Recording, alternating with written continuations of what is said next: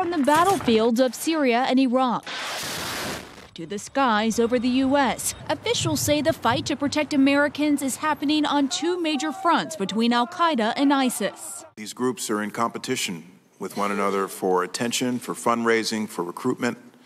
Officials say al-Qaeda and its affiliates are still intent on targeting U.S. flights.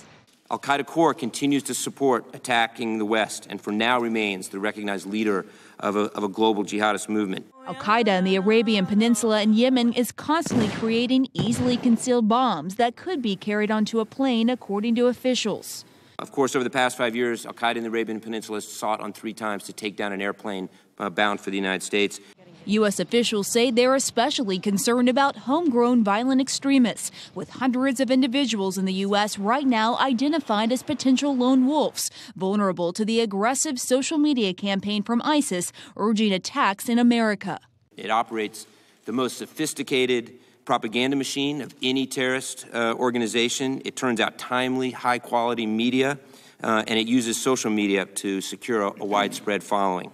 Officials worry the most about individuals not affiliated with the terror group working under the radar online to plot and plan attacks. Someone can do it in their pajamas in their basement, and in a way that's very hard for us to spot between the time they emerge from their basement and maybe kill innocent Americans. Tuesday, this Rochester man was indicted on terrorism charges. He pleaded not guilty, but federal authorities say he wanted to attack returning U.S. soldiers and recruit people to join ISIS. So far, the FBI has arrested more than half a dozen Americans allegedly wanting to travel to Syria. And law enforcement sources say there are several open cases on returning fighters. But officials acknowledge it's what they don't know that worries them the most. We estimate over 100 Americans have traveled to Syria to join with extremist groups. Once in Syria, it's very difficult to discern what happens there.